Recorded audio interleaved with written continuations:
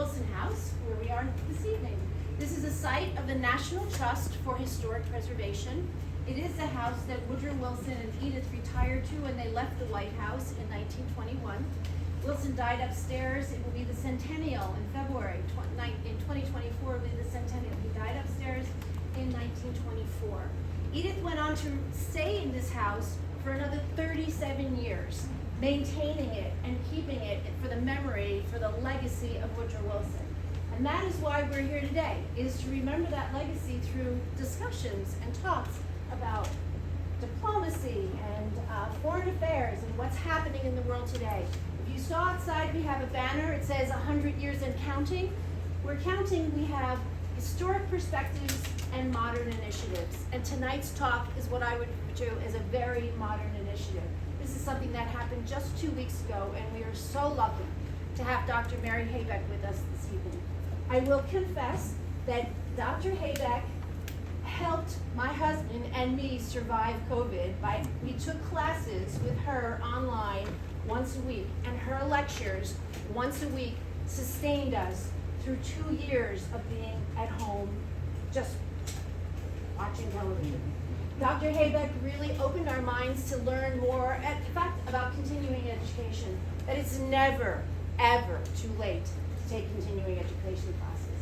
And it opened us to looking at things in a different way. And so I welcome Dr. Habeck today. And I'd like you to introduce yourself, tell everyone what you do and why you're here, and then we'll start your talk. Thank you. Fantastic. So,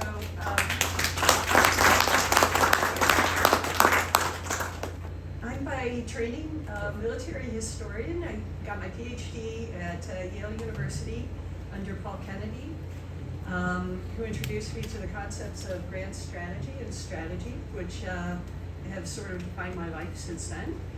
And then I went on to teach military history at Yale for 11 years. And from there to Johns Hopkins SICE, where I still teach, but I taught full-time there for 8 years. And during that time, I also was in the National Security Council for a year, which I call my postgraduate education, and learned a lot about myself. And I know being in government is not supposed to be a voyage of self-discovery, but through my experiences there, I had 3 goals going in. 1, to learn something, 2, to accomplish something, and 3, not to mess up too badly. And I achieved all 3 of my goals. And what I learned an incredible amount about how the government works, about how international policy works. I can highly recommend working for the government for 1 year, maybe 2. Any more than that, and you're ruined for life. But amongst the things I learned is that I'm only interested in wicked problems, and wicked strategic problems. And this is one of them. My relationship, however, with this does not begin 2 weeks ago, or a year and a half ago, or even back in 2013. In fact, my dissertation is half on the Soviet Union, and I lived off and on throughout the 1990s in Russia. Well, first the Soviet Union and then Russia, working on various publication projects, including my dissertation research in 1990-91. I left about 5 days before the coup in August of 1991. So, and also I marched in a lot of protests, getting to yell things like "down with the KGB." It's one of my proudest moments, getting to do stuff like that. So my interest in this began back then, and it's basically never gone away. I have continuing relationships with Russian scholars, researchers, archivists, and friends. And so when this crisis began in 2013, my kind of under the cover interest in this came roaring back, and I've been closely following events in Russia in general, but in what it calls the near abroad of Russia as well. So I'd like to sort of introduce you to one of my passions, but I assume that you're all here because you also are incredibly interested in this topic. And I'm also assuming that you've been following it extremely closely. Some of you probably more closely than others.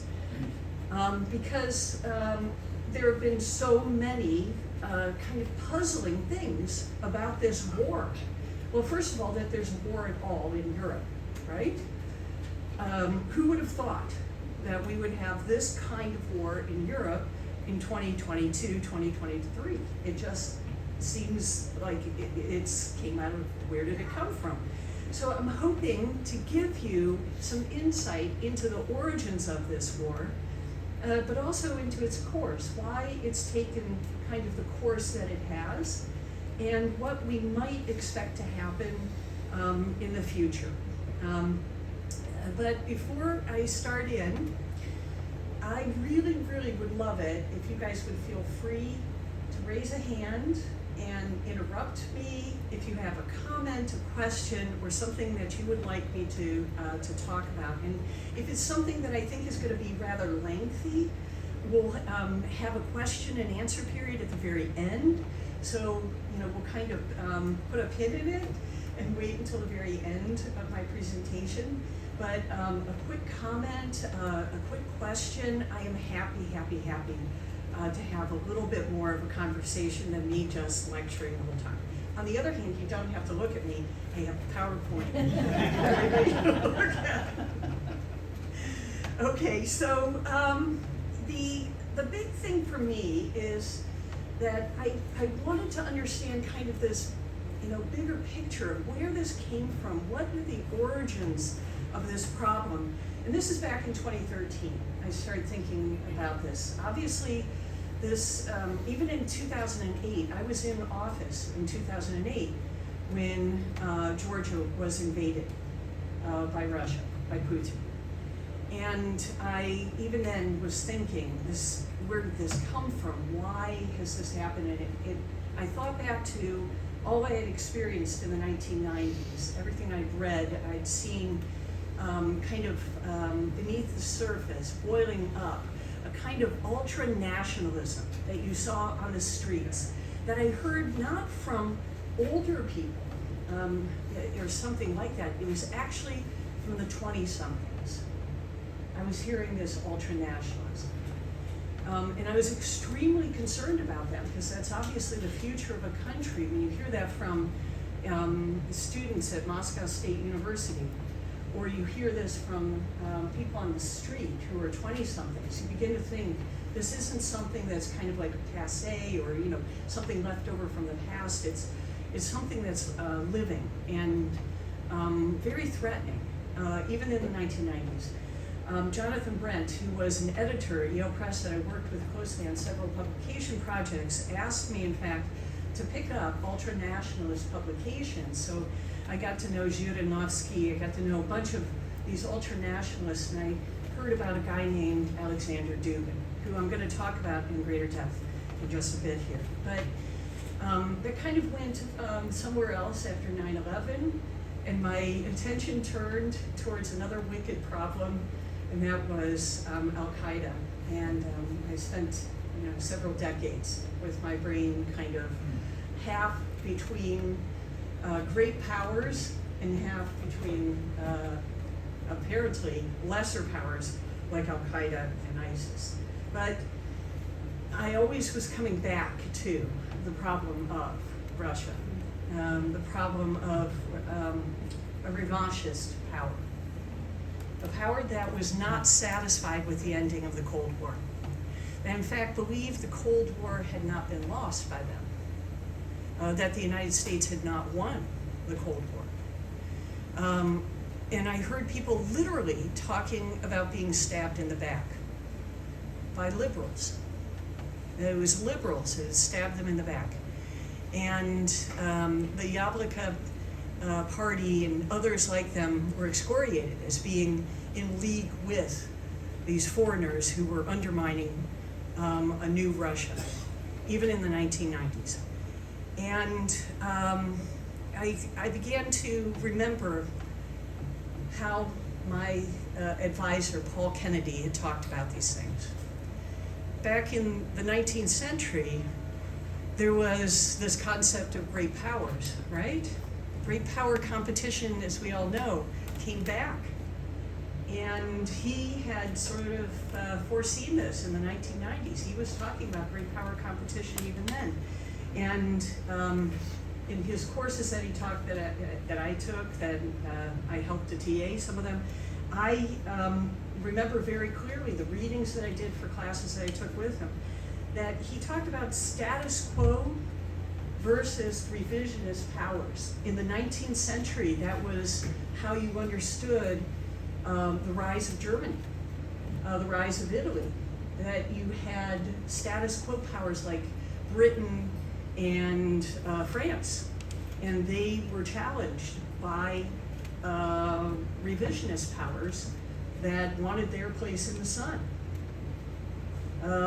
You had this feeling that the 1914 kind of era had come back in 2013. Whenever I, remembered the framings that Paul Kennedy had given me, I remembered too that there was something that didn't go away in the 20s and 30s, that you, in the 20s and 30s, also had a whole series of status quo powers that were challenged by, again, revisionist powers. And I began to think there's the same kind of thing going on today, that we have status quo powers like Britain, the United States, the EU, Japan, Korea, South Korea, a lot of different countries that are status quo powers. But we also have status quo institutions, like the United Nations, right? Like the WTO or the IMF, or things like this that have been around, many of them, since World War II. And this is, in fact, what's being challenged today. Because the revisionist powers that we're looking at are not just about challenging the United States or NATO or something like this. They're challenging the entire international system that was set up after World War II.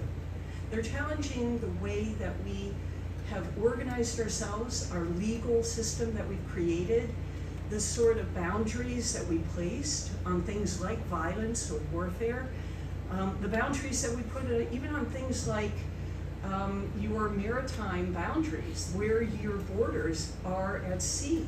They're challenging all of it, not just a few things, but pretty much everything. And mostly it's nation states that are doing it, like China, like Russia or Iran or others. A lot of smaller nations who are doing it as well, by the way. We just don't pay attention to them, right? Because they don't seem like a threat to us. But countries like Venezuela or others are doing pretty much whatever they please. And then we have Al Qaeda and ISIS also. That's a revisionist power if we've ever seen one, right? It hates the international system as well. But what about the non-aligned nations, those nations that haven't said, I want to get rid of the whole international system, whether doing it explicitly or implicitly through their actions? What about those that are just kind of on the sidelines watching? There's a lot of them. The rest of the world, basically. But fewer nations every day. Because if you take a look at a map that shows who has been aligning themselves with Russia versus, let's say, the EU, the United States, and others, you can see this erosion of support for the international system over the course of the last year and a half. So a lot of nations condemned the invasion of Ukraine, a lot of nations. The vast majority of the world did. But there was about 40 nations that didn't. 40. It wasn't just the 5 or so that stood beside Putin. There were about 40 that refused to take a position. And that includes some big countries like India. So here you have already something shifting. And then we were supposed to have really serious sanctions right? But who actually signed up for those sanctions? You can see it here.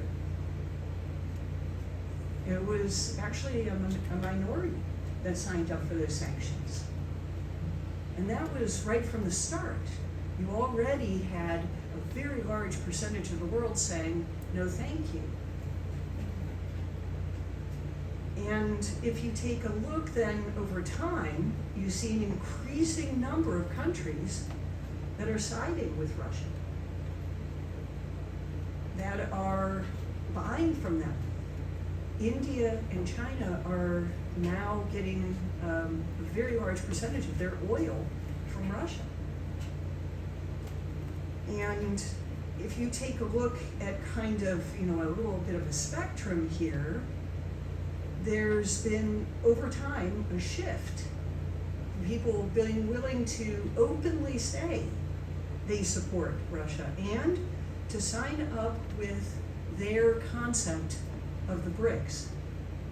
Because that organization is slowly becoming something that can compete with the IMF, the WTO, and other international institutions. And here's the proposed expansion, and here's what actually did occur. The blue countries formally have asked to be part, and the yellow countries have expressed interest in joining up. So over time, the number of people who have asked to join up and are expressing interest in joining up has grown considerably. BRICS is Brazil, Russia, India, and China. That's right. India, China, and South Africa. South Africa has expressed very strong support for Russia. Very strong support for Russia. So this framing, is kind of where I've been at, that I begin with this. And then I was like, so how did we actually get to war?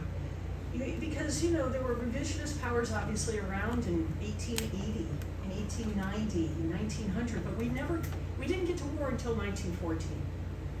In the same way, Germany wasn't satisfied with the Versailles Treaty right from the outset. And there were not just these fascists or Nazis that were interested in overturning Versailles. It was the entire political establishment in Germany that wanted to overturn Versailles. That was revisionist right from the outset. So that suggests that even in 1920, you had this revisionist kind of spirit, but nothing really happened until the 1930s, until the middle of the 1930s. So there's got to be more to the story than just revisionism. So how did we get to war? Well, let me show you just a timeline of how we got there and talk you kind of through what these sort of milestones mean in terms of this way of framing this war. Yes? Maybe this could be pinned for later, but I'm really intrigued by the revisionist power. That revisionist power could be expressed through, I assume, economic, political, and investment activities, right? So just curious to understand that more. Yeah. What does it mean to be a revisionist power? Absolutely. Basically, just a very short answer, basically dissatisfied with the international system the way it is currently organized and wants to see some kind of serious changes in that organization. So one of the things that's been proposed by the BRICS is to replace, and Saudi Arabia, by the way, to replace the dollar for the pricing of oil with the yuan. Okay, so this is amongst the things that people are dissatisfied with. All right, so how did we actually get to war, and what does this tell us about this framing of war? So in February of 2021, you have an internal action by the leader of Ukraine. He cracks down on some oligarchs that happen to be pro-Russian. That is, oligarchs, very rich, powerful people who supported Putin. and he cracks down on them. If you look at the run-up to war in both the case of 1914, World War I and World War II, internal actions no longer are just about the internal policies or politics of small countries. Those are about actually the policies of great powers. And you're no longer allowed to have independent policies. They have to be attached to the policies of the revisionist powers. So when he cracks down, this actually created a backlash from Putin, who complained about this and threatened them.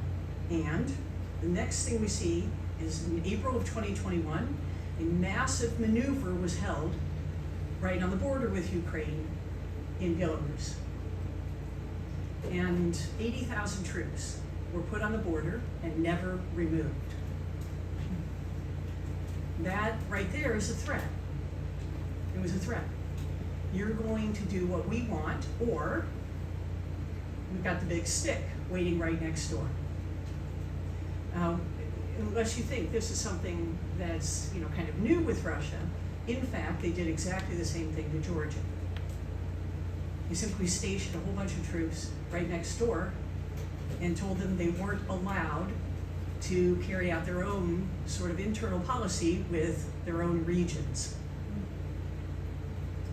Okay, so I actually began to worry about warfare breaking out right then. And in fact, in April, May, I had my final examination at American University, and my final examination question for my American military history class was,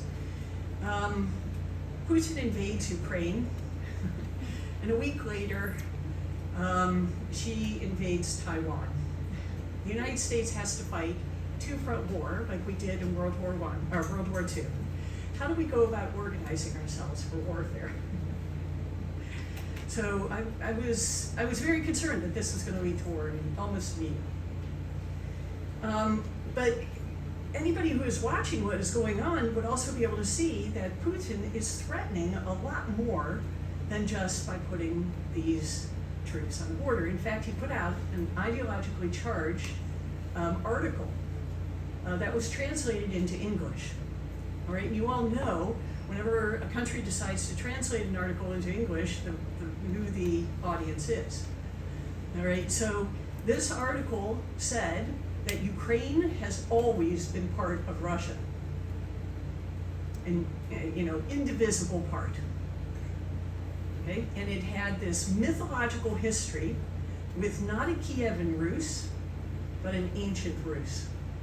Kiev was in fact written out of history in this article.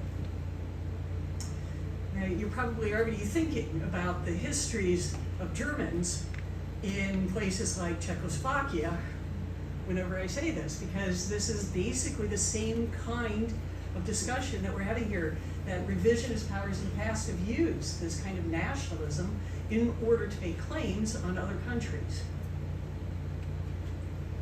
Then in August, the media in Russia, which is not free, began to talk about the debacle in Kabul in terms of it showing that the United States is incredibly weak, pathetic, and can't stand up for you. Oh, Ukraine, they might as well have added, right? And again, used as a way of saying the status quo is weak. The status quo cannot maintain things the way they are. And you have the same kind of language was used in the 1930s to talk about the old powers, those old liberal powers that are failing, and, like Britain and France, and they can't uphold. The same kind of language was used, and it was to denigrate them, and to also express the belief, I think that underlies a lot of this risk-taking behavior, that you believe those who might stop you will not, in fact, do so. the very same time, by the way, the Communist Party, Oregon, for the Communist Party, put out an English language article in which they addressed Taiwan in English and said, take a lesson from Afghanistan. The United States cannot protect you when war comes. Not if, but when. But when war comes. Okay, so it's not just revisionist Putin that's drawing these conclusions, it's revisionist Xi as well. Then, I have a very specific date here, but in fact there were a whole series of meetings that were held on this, between this group of people in Tehran. And people have speculated, have thought that because of the communiques that came out after this series of meetings, that this was about precisely their reactions to Afghanistan and the US, and what they believed they could possibly be thinking about getting away with. Because every single one of these countries, after that period, began pushing the boundaries. And then in December, Putin demanded an end to NATO expansion, even though NATO has not expanded since, well, quite a while, and every single time an expansion has occurred, it has been done with the explicit kind of introduction of this idea to Putin and a discussion about it. In fact, if you go back to the first conversations that were had with him in about 2000 about NATO expansion, he seems to have supported it, or at least had no objections. And yet it's raised here. High-level American officials traveled to Moscow to assure him that there was going to be no NATO expansion. We're not sure where this is coming from, but there's going to be no NATO expansion. Where it was coming from was basically a pretext. And again, if you go back and take a look at the revisionist powers before World War I and World War II, they always came up with really kind of almost persuasive sounding pretexts for their actions. And this was kind of persuasive to people because during the 1990s, NATO had expanded a lot, and there had been some Russians who had said there were concerns about this, and there had been concerns on the part of the Clinton administration about whether this, should go on as any further, or if we've done enough. And a lot of people afterward who had served in the Clinton administration believed that this had been something that had caused a lot of the tensions with Russia. And I'm sure you all have read those articles about NATO expansion as one of the reasons for even the 2013-2014 crisis over Crimea and Ukraine. All right, so, but he had an assurance that this was not going to happen. Then in January 6th, okay, when we were focusing on, yes. It might be interesting to point out that Ukraine had incorporated in their constitution that they intended to join NATO. They would what? That they intended to join NATO. Yes, but many countries have expressed a preference to join NATO and have been denied. So it's actually something that NATO is really careful about. And one of the reasons is because you want to make sure it's going to be okay with, their big brother next door. All right, so on 6th of January, a lot of us were thinking about the year before, right? If you took a look at all of the news reports on that day, guess what everybody was talking about, right? Not just that day, for about 3 weeks straight. It was like dominated the news, right? But there was something else that actually occurred on that day. Do you guys know? What was the date again? What was the date? 6th of January, 2022. A year ago, January 6th. Oh, read no. Why? I'm sorry? Why for Washington? That was 21. No, that was 21. That was, this is the anniversary of it. So we were all focused laser-like on our own internal politics. We could care less about what's happening in the rest of the world, right? That's the American way. Okay. Russia invaded Kazakhstan and put down an uprising. That was done on invitation. Yes, on invitation from the government, you're right. They came invited by the government to go in there and put down an uprising that had overthrown the government. The government had been overthrown, and it didn't like to be overthrown. So they invited them in. Sudan did the same thing. The Central African Republic has done the same thing. Niger's done, there's actually about 20 countries, and it seems like, that have invited Russians Wagner Group, in order to deal with an uprising.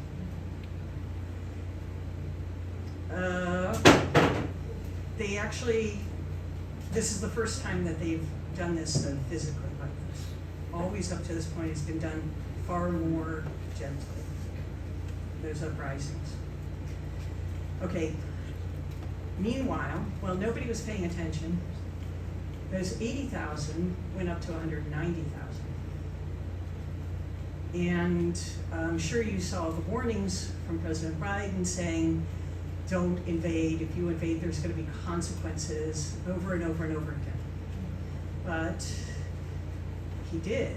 And I think even up to the very last minute, there were doubts on the part of the administration that it was actually going to happen. Because there seemed to be no real reason for it. And even at the time, people were puzzled. I had conversations just before it happened and just after with colleagues here in town, in the academy, conversations with actually one of my friends from Moscow. She had been working on her PhD at the same time as I had, and now teaches UC Davis. And we talked about this. Why do it? Nobody could come up with an explanation.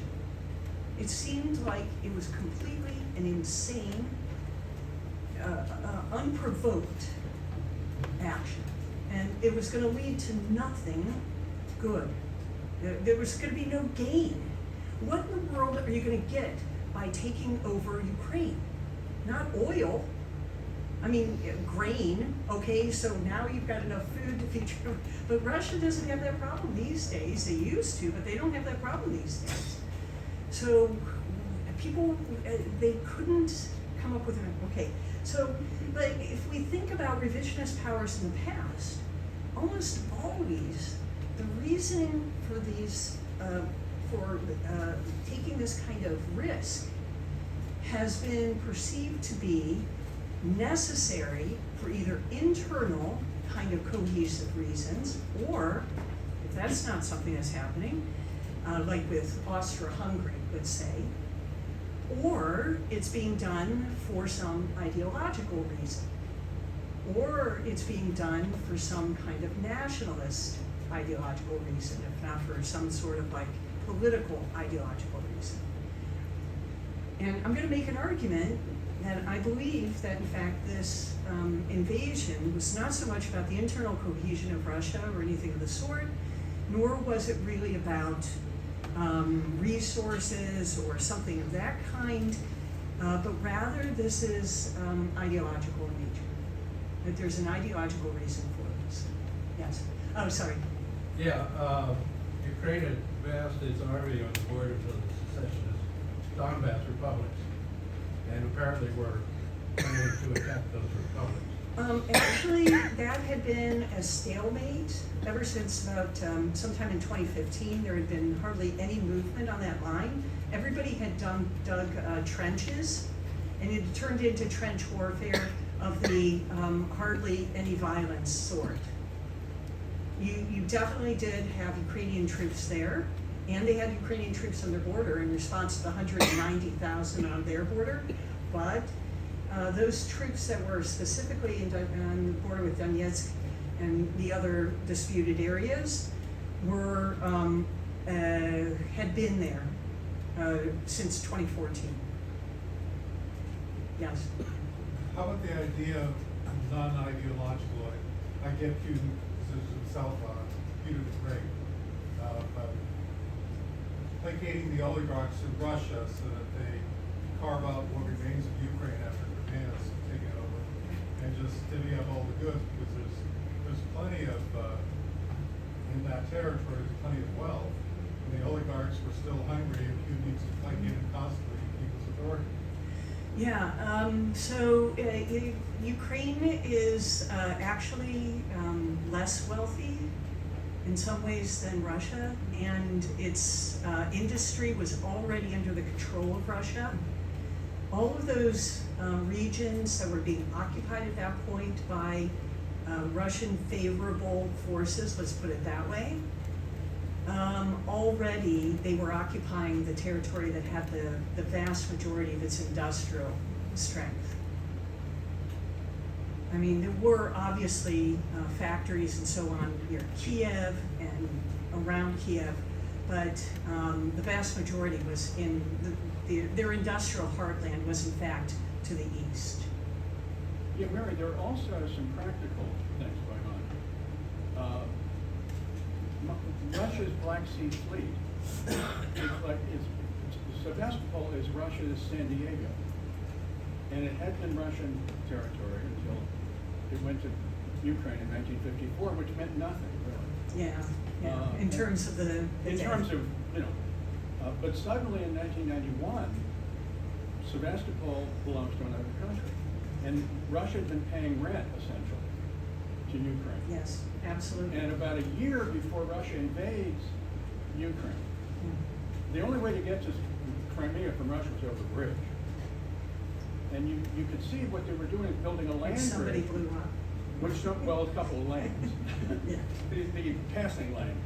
But you could see what Russia was doing almost immediately, building a land bridge from Russia's western border, Ukraine's eastern border, to Crimea, where Crimea attaches to Ukraine. I get that, And but that NATO held doesn't. naval exercises in the Black Sea about a year before the invasion. And Russia's firing warning shots over the bows of ships, and I thought, what was going on? So I get where you're coming from, but actually the Crimean War was fought over the internationalization of the Black Sea. You mean? That Russia did not have the right to claim the entire Black Sea. So that had actually been settled law for 150 years, more than 150 years. That's what I mean by revisionist. This is actually what I mean by revisionist. Yeah.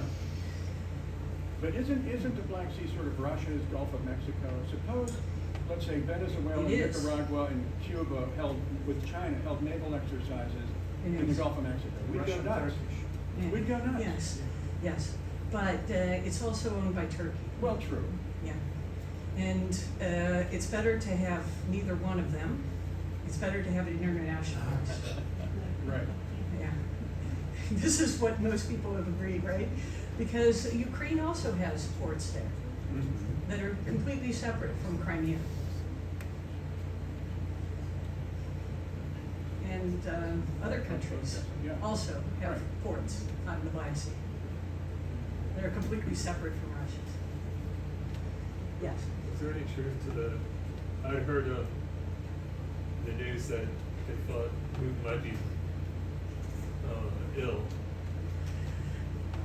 People have said that for a very long time. I remember that they actually used to say that about Bin Laden. I don't know. I don't know. I've got my doubts. And even if he is, I doubt that's going to change things much. Because he's not actually just the one sole dictator without any friends or supporters. So I decry the Disneyfication of our views of international politics. That we think only the good guys have friends.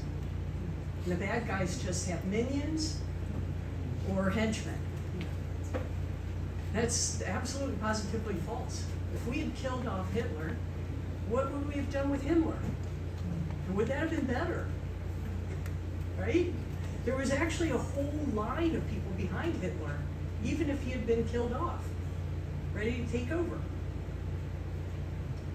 So, yeah,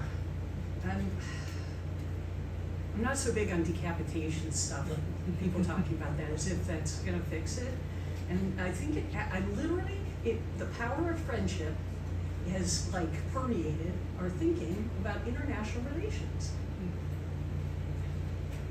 Those of you who don't know what the power of friendship is, I'm sorry. Moving on. Okay. So in February, when Russia invaded, it didn't come out of nowhere. There had been like all of these signs. And this is just from 2021. This is not going back over the course of the previous nearly decade, when there had been plenty of signs that Russia was not, Putin, if you want to put it that way, was not going to allow Ukraine to have its own independent foreign policy. If you were going to be on the border with Russia, you're going to follow its foreign policy. That's been basically their view of all of the countries on their border, which one by one have either willingly, or in the case of places like Georgia or elsewhere, unwillingly been forced to have a foreign policy that matches up with that of Russia. Okay, so this kind of framing, though, it has to have more to it, because I've already argued that there's a kind of, I think there's an ideology behind this.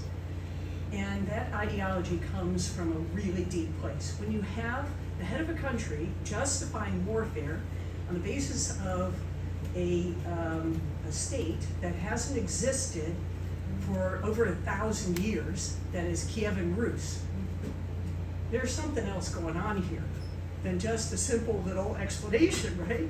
And as I mentioned, though, it couldn't be Kievan Rus. It was called Ancient Rus, not Kievan Rus in his article. Okay, so why Ukraine? Why specifically did he focus on Ukraine? Well, it's not just that you have a set of people who are running the country that have concepts, ideas that are not just contrary to those of Russia, but are purposely contrary to those of Russia, that want to have their own path forward, that want to be members of NATO specifically so they can be protected while they choose their own path forward, right? So why Ukraine? Okay, so this picture is from that moment when Ukraine left the Soviet Union. That's what that says. That's what the sign there says. It says Ukraine is leaving the Soviet Union. And I was in the Soviet Union when that happened. And unlike, let's say, Vilnius, which got invaded when it tried to go its own way, or Tajikistan, which got invaded when it tried to go its own way, Ukraine was not invaded. Because by the time this occurred, the Soviet Union was collapsing. And there was a real possibility that you could make it stick for the first time. But why were people so set on leaving the Soviet Union and so angry about Russia? What is it that Ukrainians have against Russians? Well, Ukraine is actually an interesting concept, because the word is Russian and Ukrainian for the borderlands, or being on the border. And for hundreds of years, it was territory that was fought over by everyone. Lithuania, Poland, you name it. People wanted pieces, parts of this territory, took it over, ran it. And this concept of a independent space was really lost. And that concept that began with Kievan Rus, with Kiev as the center for all Russia, disappeared when the Mongols came through and leveled Kiev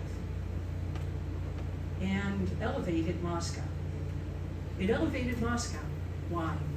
Because Moscow was their enforcer. Moscow made sure everybody paid their tribute. And they faithfully paid their tribute. All the while, the princes of Muscovy were getting themselves ready to give the Mongols, well, the Tatars at this point, the middle finger and go their own way. So if you look at it from the perspective of Muscovy, they had no choice, and they were kind of biding their time until they could, as everybody put it, throw off the Tatar yoke, right? If you go looking for this is like this set phrase that actually comes from Russian. So Ukraine was, after that, after 1200, basically nothing. It was a farmland. It was a tiny little village of Kiev, tiny little villages here and there, and fought over by all of its neighbors. But the people who lived there actually had a completely different social milieu than in Russia. Because the Muscovy that developed after Ivan Grozny, which is usually translated as Ivan the Terrible, which is a bad translation, and more awe-inspiring, right? This is what his name actually is, yeah, Ivan the awe-inspiring.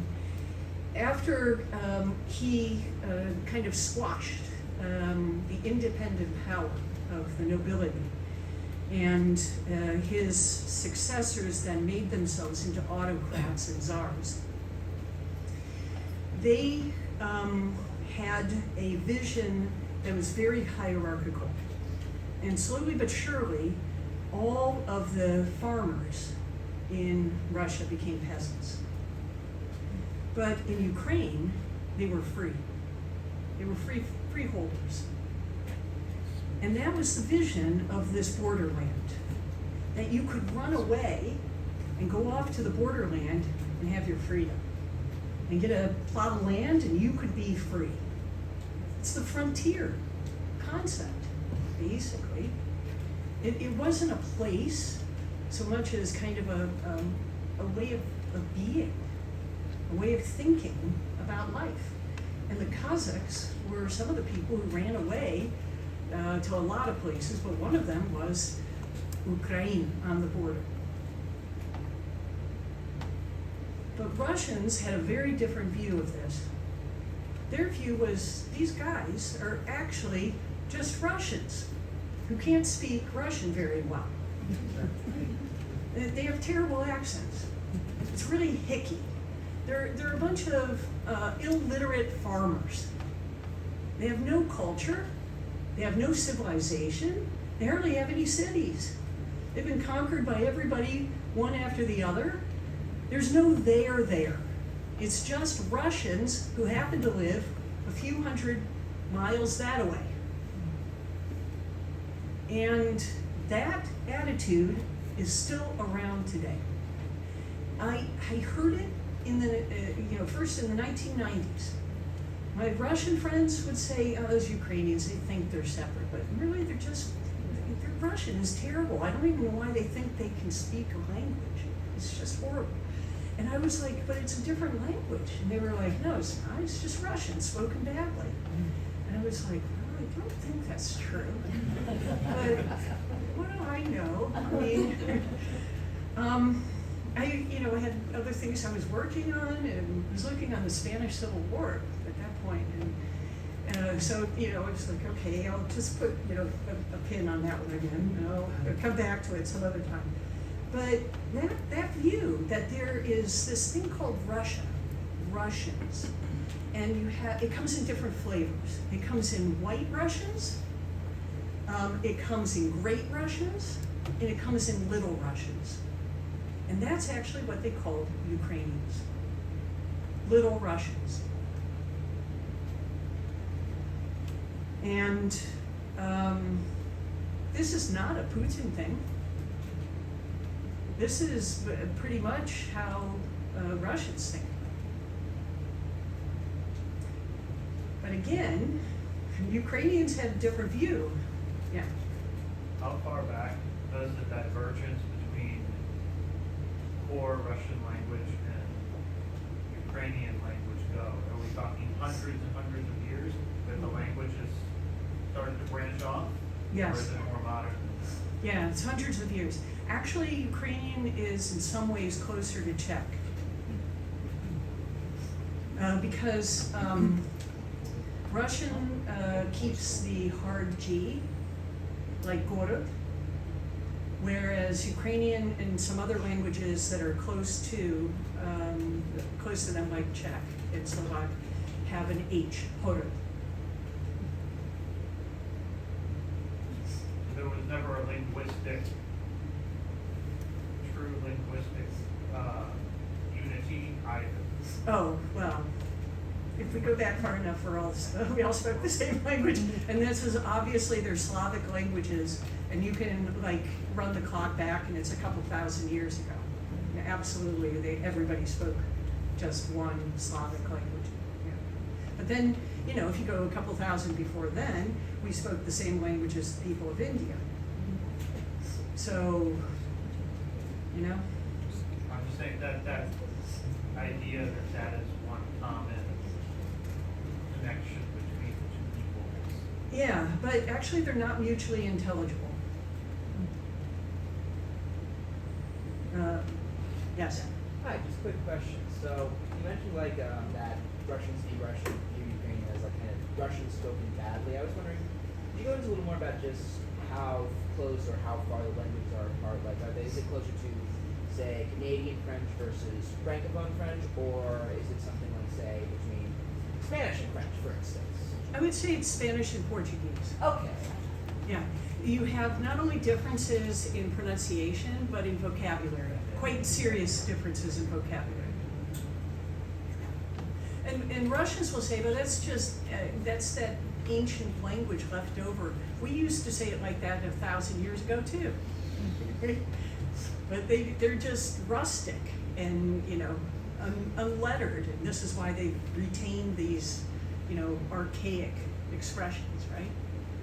The gentleman over here pointed out very helpfully that, I think he's right, that Volodymyr Zelensky's native language, first language is Russian, is that correct? Actually, it really depends. Well, in his case, I don't know. Yes. If you say That's what I've this, heard. then I say, You don't know. God bless.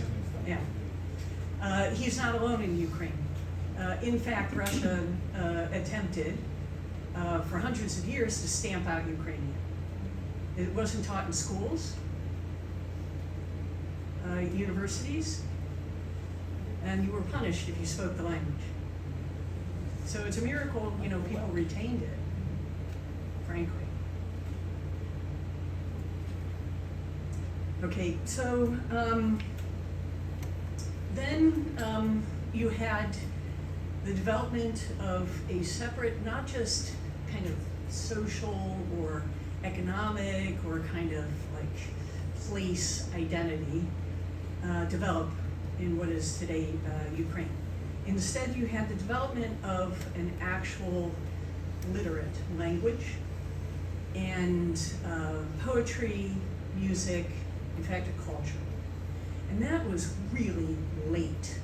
It developed in this sort of sense that we think about this about the same time as Czech developed as a separate kind of language. And people coalesced around this language with all sorts of cultural kinds of concepts. And in the 19th century. And this again is why I think Russians are like, these guys didn't even have their own, you know, literature until the 19th century. Well, yeah, but that didn't mean people weren't speaking it any more than it meant that they weren't speaking Czech and Slovak and a whole lot of Slavic languages actually that were kind of suppressed by the Austro-Hungarians. You know, they did the same kind of thing. Russia didn't have a literary language until the 18th century. Not according to them. They've had one since Kiev and Rus almost. Well, since 1100. They say. I know. I wouldn't mind that. I understand where you're coming from. Who's good? I'm actually Who's good? teaching a class on this for a college, and it's kind of top of my mind thinking about, but you're right. In the sense that you're talking about it, that they have like their own poetry, their own literature, their novels written, and things like that. It really developed late. Well, it's Russian, not literature, not. Yeah. It's a real literary language, Yeah. and that's Pushkin, and that's the 18th century. Yeah, it really did develop later than in other countries. Yeah, I think this is very, very important topic about the alphabet. yeah, yeah. I'm Bulgarian, and the Cyrillic alphabet was devised in Bulgaria by the order of the Bulgarian king. Mm-hmm. And from Bulgaria, it has been dispersed to other Slavic people, like the Russians. Yeah, This happened first with the language and then with Christianity. Yeah. Christianity came to Russia from the south, through us.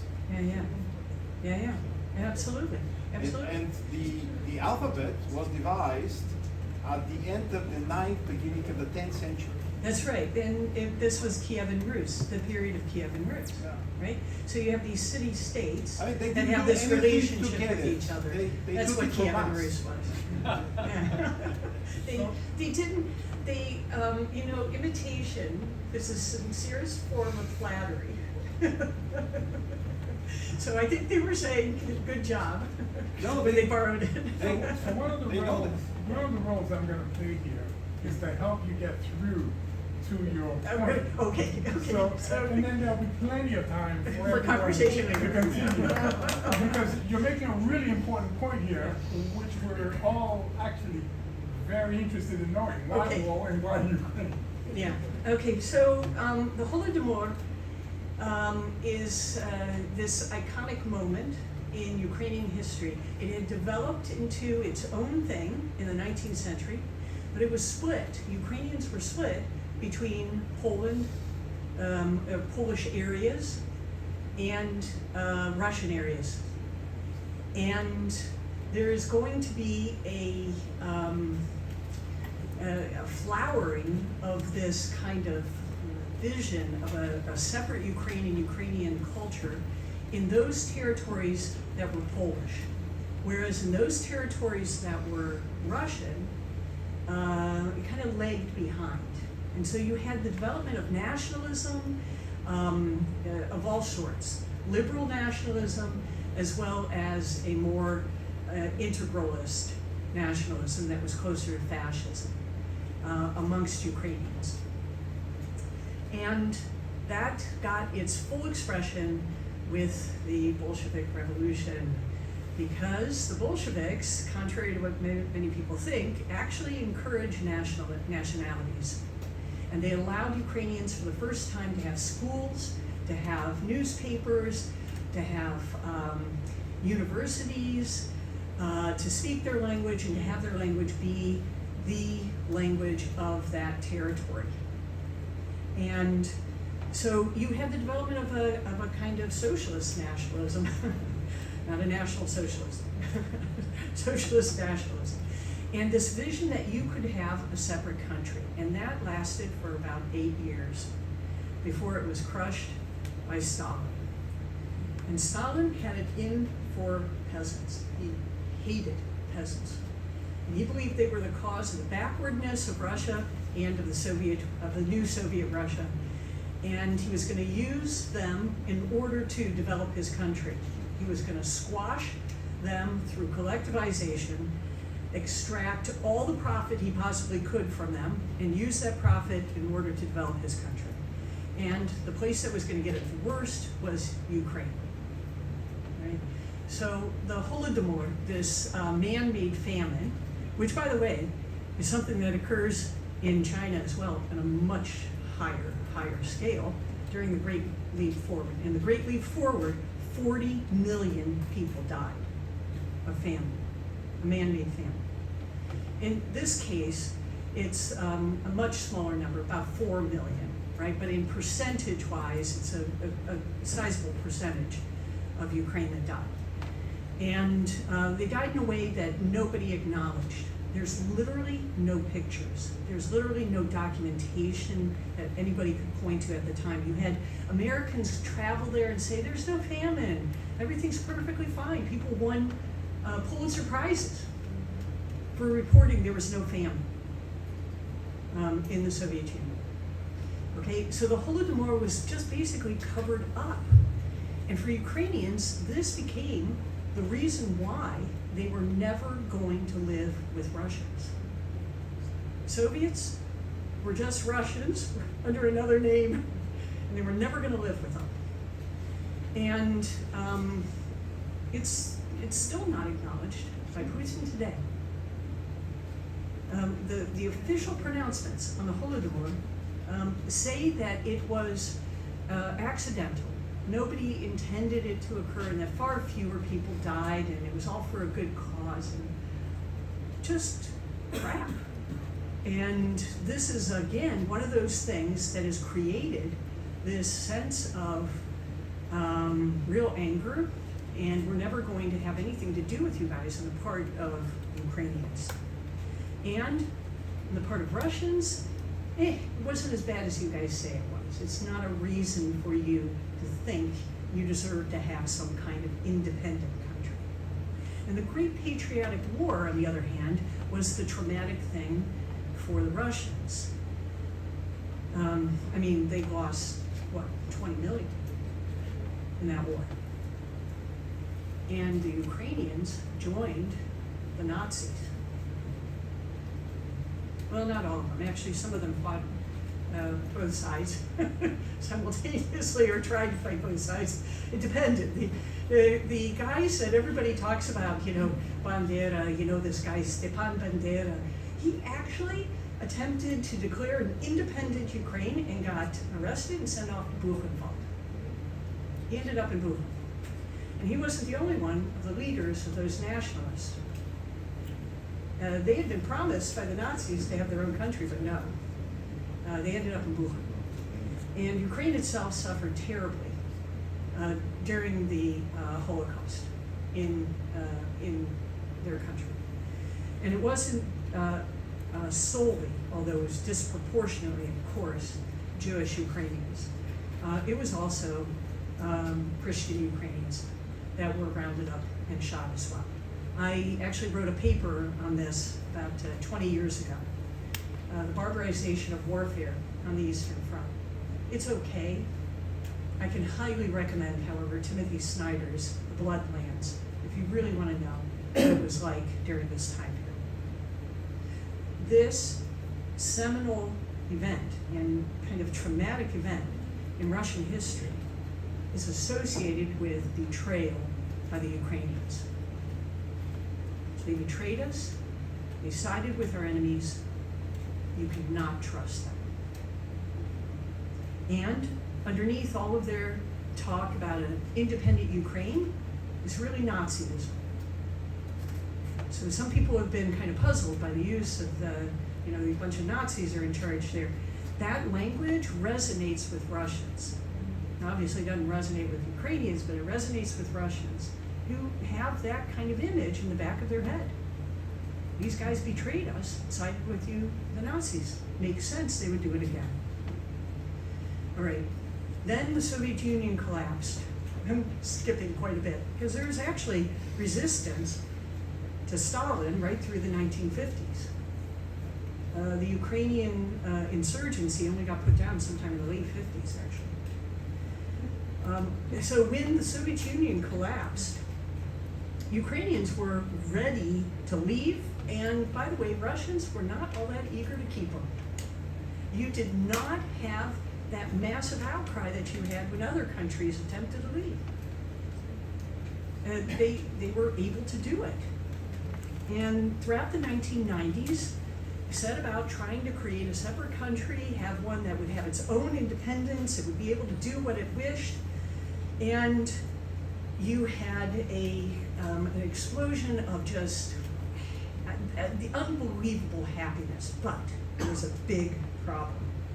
And that problem was, this had been one country, the Soviet Union, and Russians had moved everywhere. In some cases, had been moved. Not like the Han Chinese are being moved in China. It's a purposeful strategy, but just because that's where the jobs were. And guess who always got put in charge of everything? That's right. There was nothing like affirmative action in Russia. It was Russians, and that meant great Russians, in charge. And the Mali Russians, the little Russians, and the white Russians, the Bielorussians, Russians, could go hang. So you had a very large number of people who were Russian living in Ukraine, and especially in those areas that were highly industrialized, running all of those factories and working in those factories.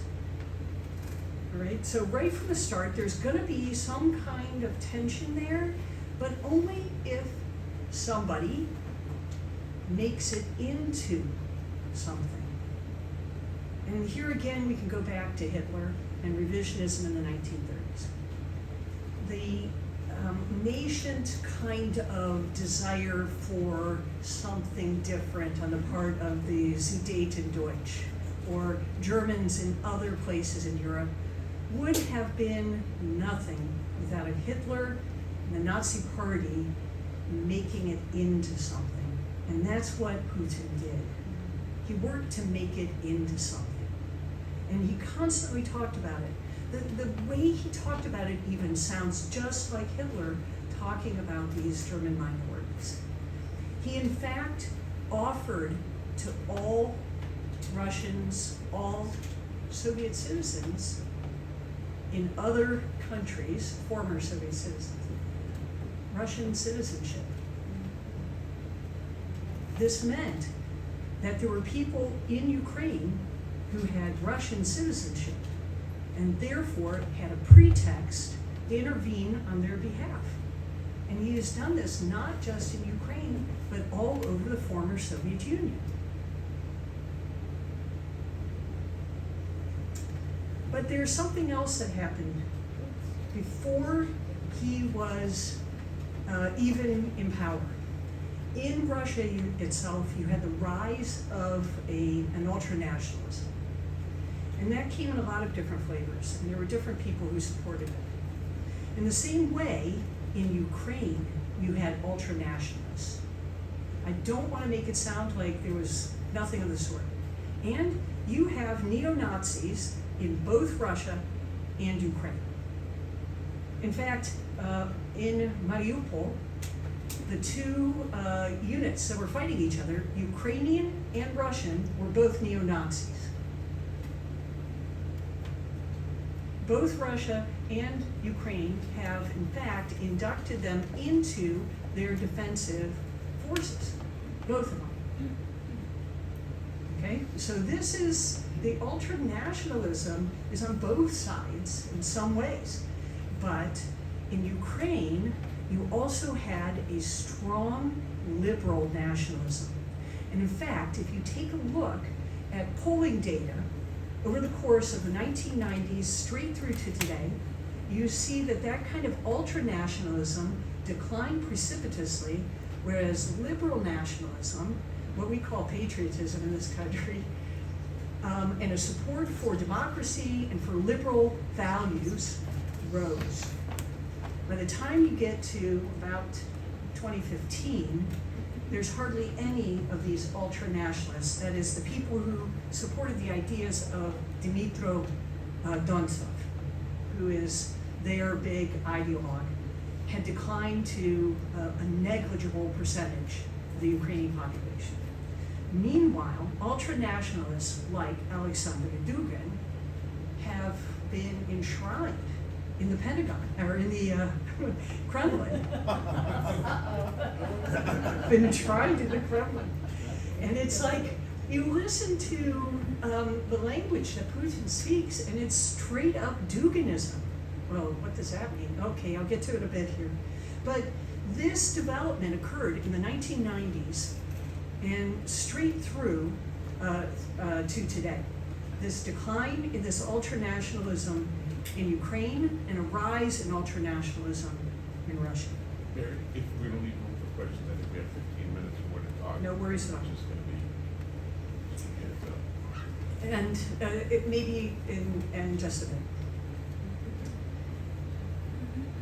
The language then that Putin used right from the outset about those former Soviet states was not the language of one nation recognizing another nation as having rights separate from Moscow.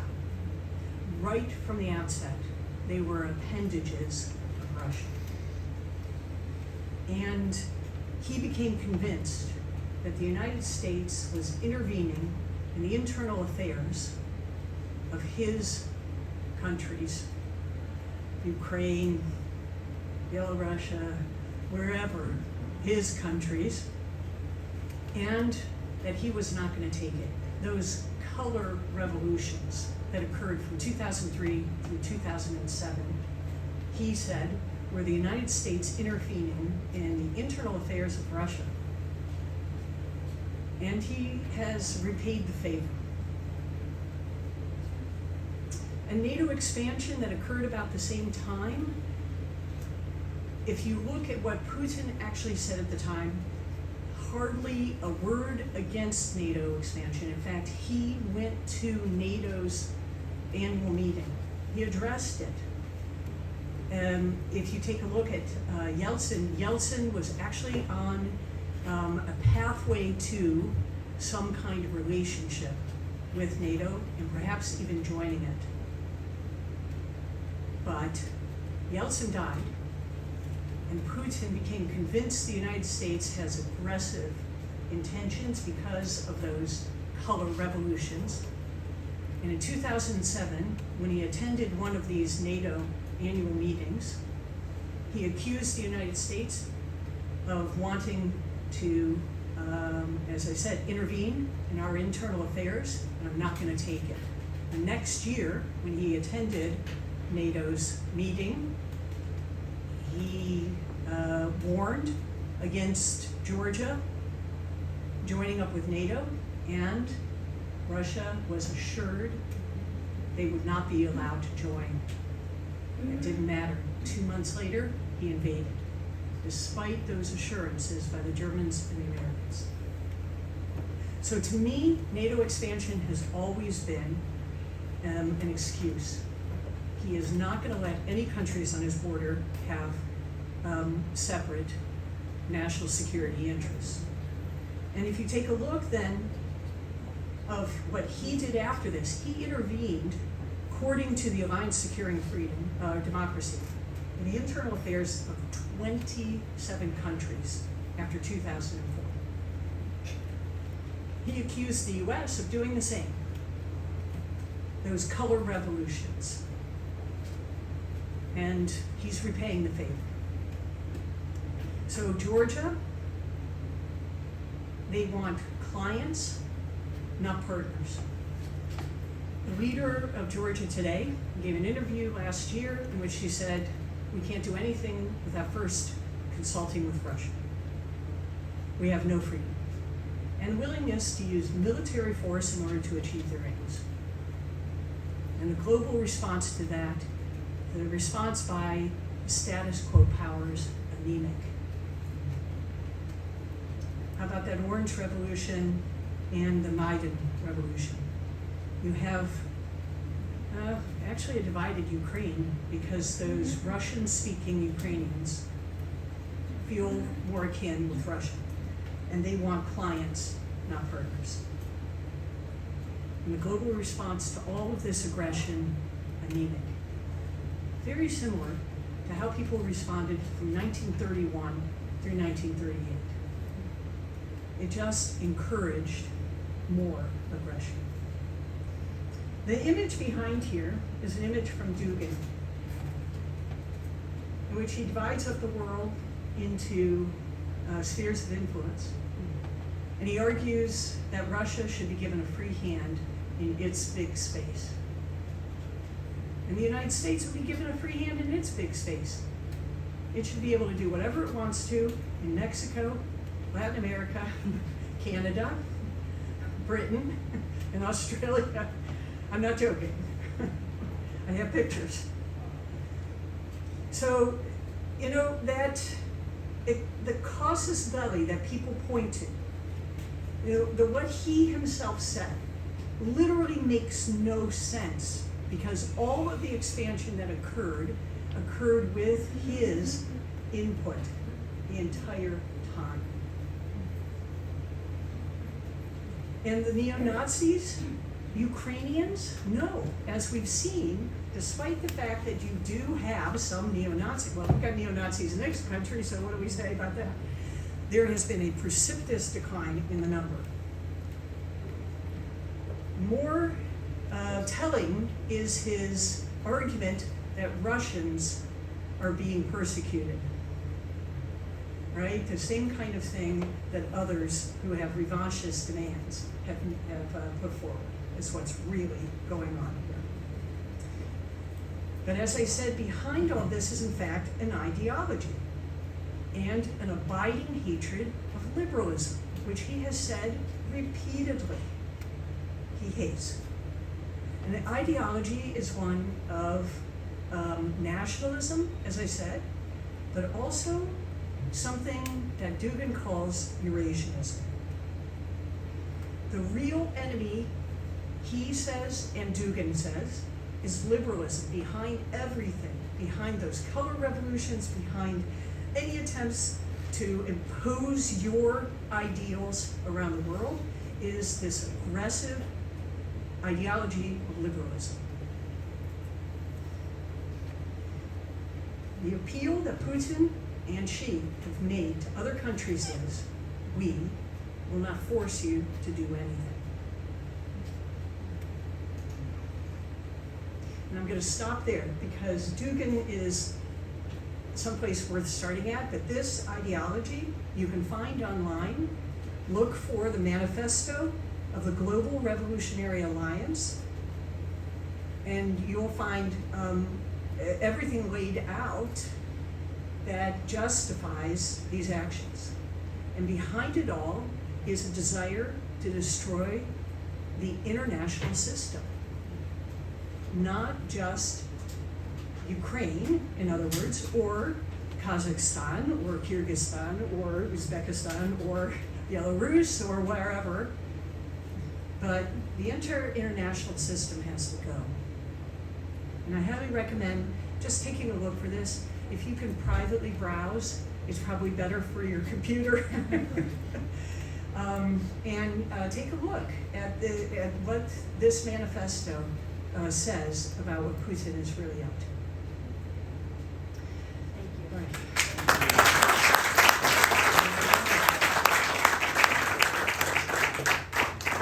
Thank you very much, Dr. Habeck. I'm going to give you a chance to take a little water while I just tell people what the next part of the program is.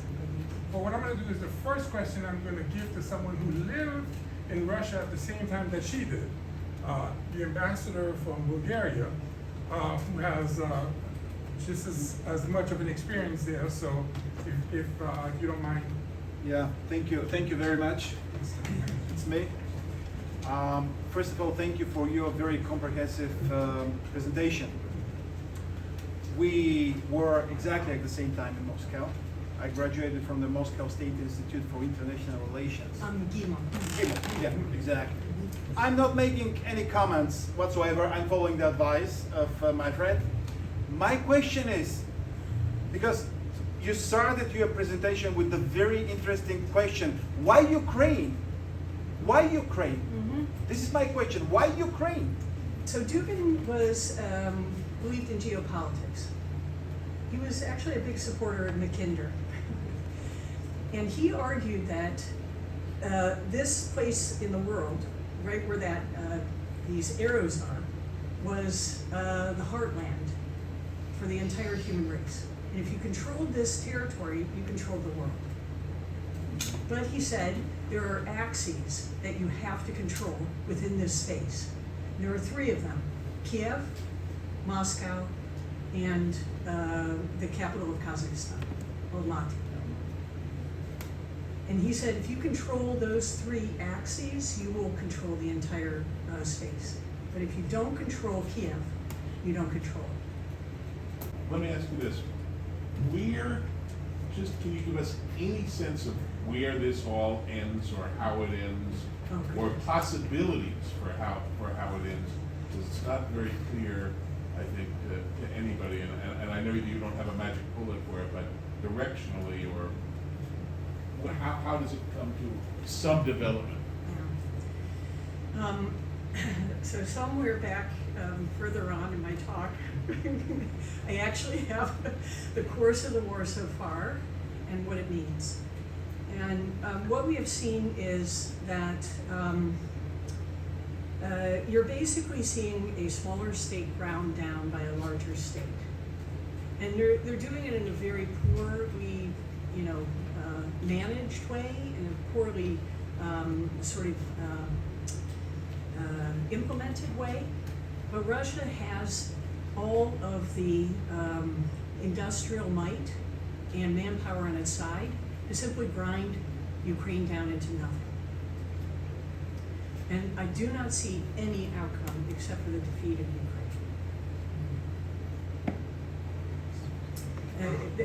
There's only one way it wouldn't be defeated, and that is if they became a member of NATO and we put NATO boots on the ground. That's it. I don't see any other way that they are able to win.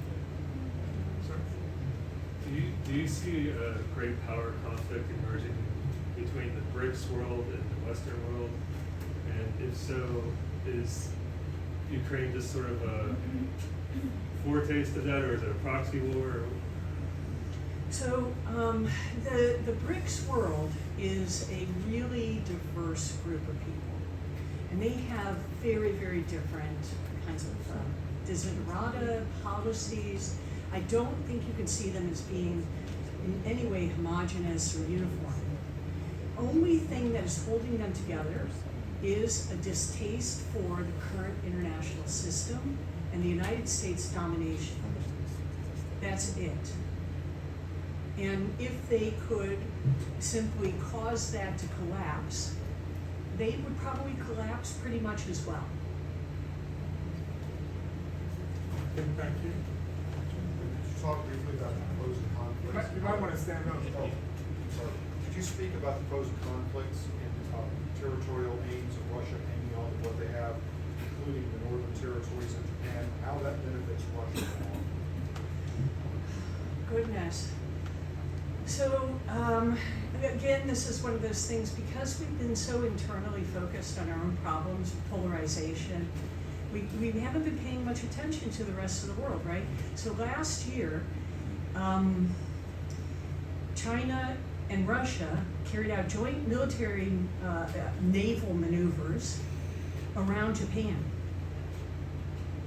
And they basically sort of sketched out a blockade of Japan in this joint maneuver. That's really telling. Now, both of them hate Japan, and both of them have desiderata at the expense of Japan. So I wonder if they might make common, sort of friendships of some sort, or I don't know, common cause, and attempt to take what they want.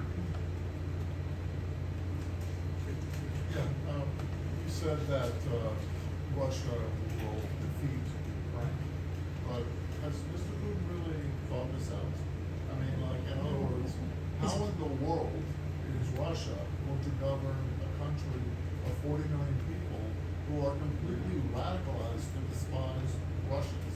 I mean, how is this ever going to work? And how are all these other ideas going to work? Like, for example, replacing the dollar with the convertible Chinese currency, and these things don't seem very well thought out. I mean, in my opinion, but I don't know. Yeah.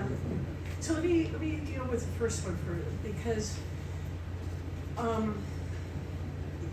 Russia has actually, or in the guise of the Soviet Union, fought about a half dozen insurgencies, and it's won every single one of them except for Afghanistan.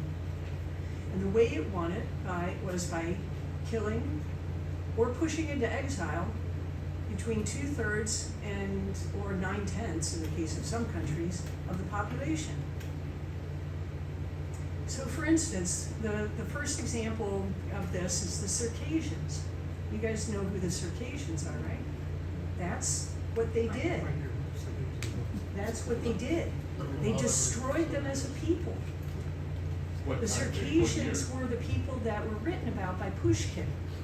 They were written about by Chekhov as these great warriors in the Caucasus who fought a 50-year insurgency against Tsarist Russia and got defeated.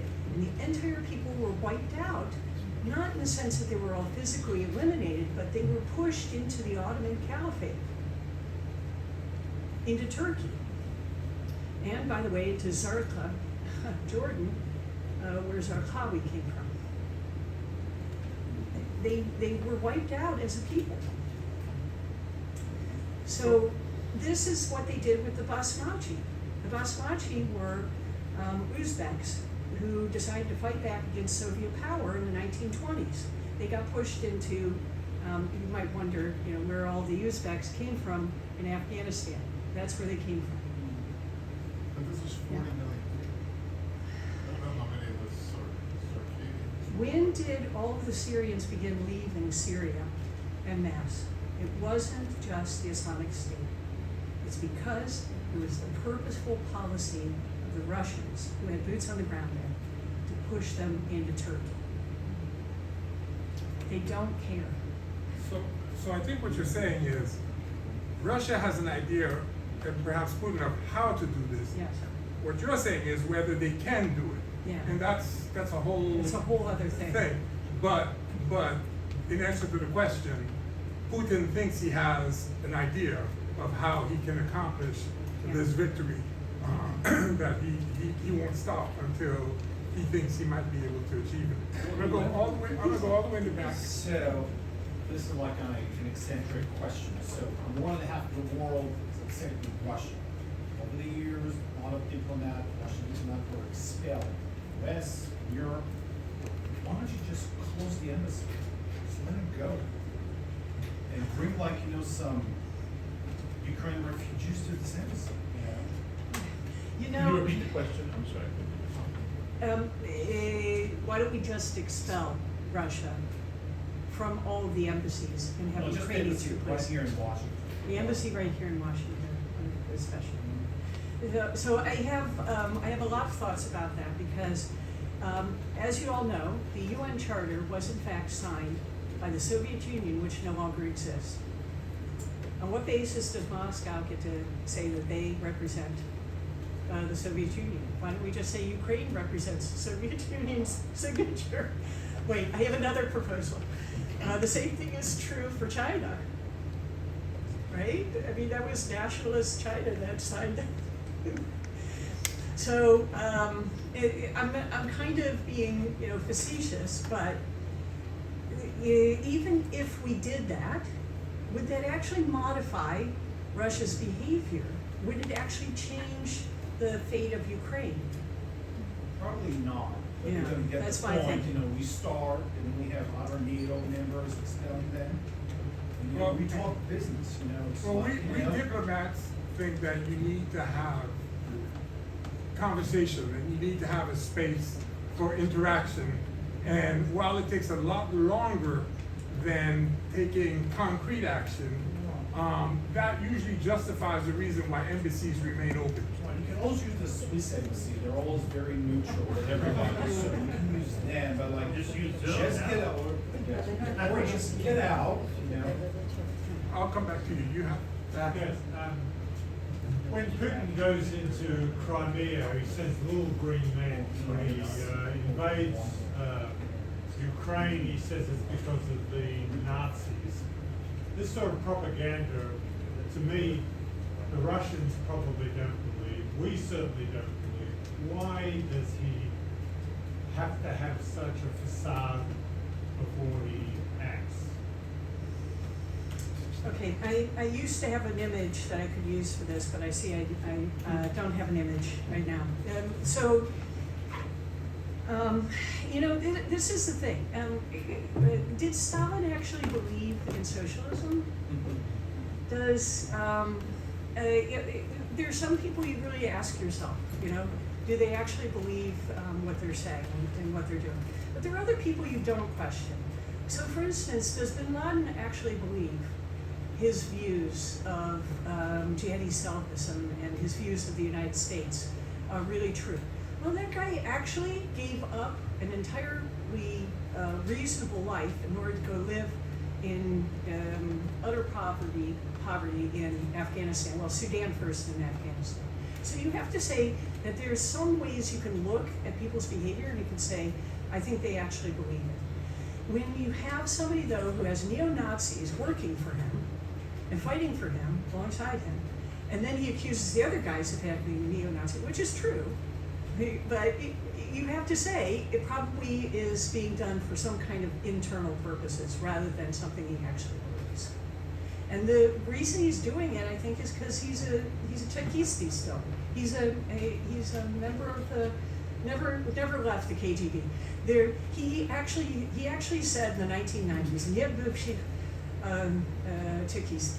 There's no former KGB agents, right? After he had supposedly left, right? So he was what he did as an agent was actually disinformation. So this guy, he knows what's going to sell with his own people. He knows what people need to hear. And Russians themselves believe this. Maybe he doesn't, but Russians themselves believe this because of World War II, because of the Great Patriotic War. Absolutely. So we're going to take the next to last question, and then we'll take the last question. So, sir?